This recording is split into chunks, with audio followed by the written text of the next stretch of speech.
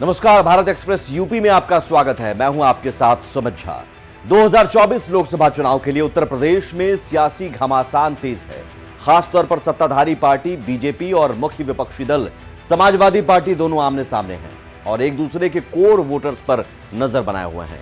Samajwadi party ने अब BJP के कोर वोटर्स पर अपनी नजर बना रखी हुई है।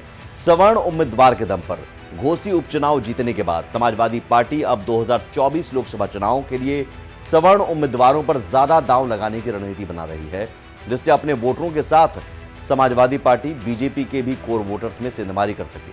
वहीं आरएसएस की लखनऊ में हुई बैठक के बाद बीजेपी ने भी अपनी रणनीति में बदलाव करते हुए अब गैर हिंदुओं और पिछड़ों पर अधिक फोकस शुरू कर दिया है और अगर बीजेपी इसमें कामयाब होती है तो समाजवादी पार्टी के कोर वोटर्स में बड़ा बिखराव देखने को मिलेगा। हालांकि बीजेपी का कहना है कि उनकी सरकार सबका साथ सबका विकास के आधार पर काम कर रही है, वोटों की राजनीति बीजेपी नहीं करती है। समाजवादी पार्टी 2014 के बाद से लगातार तमाम प्रयोग कर रही है, परंतु उसको कोई सफलता उसे हाथ आने वाली नहीं है। जनता 2012 से लेकर 17 तक का जो उनका कुशासन था, थी जो तुष्टीकरण की भावना थी, जो जातिवाद, माफियावाद, गुंडावाद उससे त्रस्त हो चुकी थी और इस कदर त्रस्त है वो तमाम प्रयोग करें, किसी को प्रयोग करें, उसका कोई हल होने वाला नहीं है। भारतीय जनता पार्टी सबका साथ सबका विकास मंत्र लेकर चल रही है और उसको केवल मंत्री नारा ही नहीं है, उस पर अमल हो रहा है। अमल हो रहा है तो भारतीय जनता पार्टी को सभी वर्गों का प्यार लगातार मिल रहा है। 2024 में मिलेगा और 27 में मिलेगा।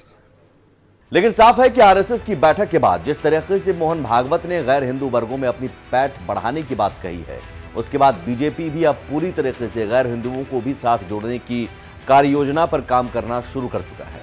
वहीं समाजवादी पार्टी का कहना है कि बीजेपी ये तय न करे कि कौन किसको कहां उम्मीदवार बनाएगी। बीजेपी 2024 लोकसभा चुनाव में उत्तर प्रदेश में बुरी तरह से हारने वाली है, जिसके कारण अब भाजपा सभी दांवपेच आजमाने में लगी है। भारतीय जनता पार्टी समाजवादी पार्टी को राजनीति करना ना बताए।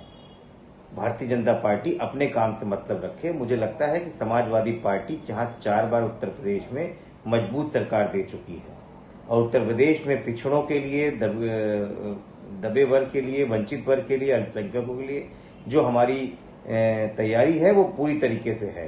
पीडीए हमारा लक्ष्य है। हम किसी में जातिवाद नहीं करते हैं। हमारे सभी समाजवादी सोच वाले वो हमारे साथ रहेंगे और यही हमारी रणनीति है।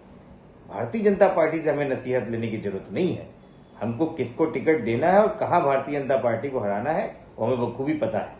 2024 लोकसभा चुनाव के लिए सभी पार्टियों ने अपनी मजबूती से तैयारियां शुरू कर दी हैं और इसी क्रम में अब उत्तर प्रदेश में समाजवादी पार्टी और बीजेपी एक दूसरे की कोर वोटों में सेंधमारी कर। सूत्र की माने तो पूरी तरीके से समाजवादी पार्टी ने जिस तरीके से घोसी उपचुनाव में जीत हासिल की और जिस तरीके से उन्होंने सवर्ण कैंडिडेट को उतारा था, उसी आधार पर अब 2024 लोकसभा चुनाव में समाजवादी पार्टी बीजेपी के कोर वोटर जो सवर्ण कहे जाते हैं उनमें सेंधमारी करने की पूरी तैयारी कर रही है और जो प्रत्याशी उतारे जाएंगे उनमें ज्यादातर सवर्ण प्रत्याशी उतारे जाने के लिए समाजवादी पार्टी पूरी तैयारी कर रही है। वहीं पर इसकी काट काटने के लिए भारतीय जनता पार्टी ने भी समाजवादी पार्टी के खेमे में सेंधमारी करने का काम पूरी तरीके से शुरू कर दिया है। संघ की जो अभी बैठकें हुई थी उसमें जिस तरीके से गैर हिंदुओं को साथ जोड़े जाने, दलितों को साथ जोड़े जाने को लेकर संघ ने पूरी जो रूपरेखा तैयार करने की बात कही थी, उस पर अब भारतीय जनता पार्टी ने भी काम पूरी तरीके से शुरू कर दिया है, जिससे कि समाजवादी पार्टी को सबसे ज्यादा धक्का लगेगा। अगर गैर हिंदू वोट भारतीय जनता पार्टी की तरफ घूमते हैं तो ये सबसे ज्यादा धक्का समाजवादी पार्टी के लिए होगा। यानी कि अगर कहा जाए कि 2024 लोकसभा चुनाव से पहले दोनों पार्टियां एक दूसरे के कोर वोट में सेंधमारी करने की तैयारी कर चुकी हैं तो गलत नहीं होगा। देखना यह होगा कि कौन कितना सफल होता है, लेकिन यह साफ है कि 2024 चुनाव को देखते हुए दोनों पार्टियों ने एक दूसरे के कोर वोट में सेंधमारी करने की तैयारियां पूरी कर ली हैं। कैमरामैन शैलेंद्र पाठक के साथ मैं विक्रम सिंह राठौर, भारत एक्सप्रेस, लखनऊ।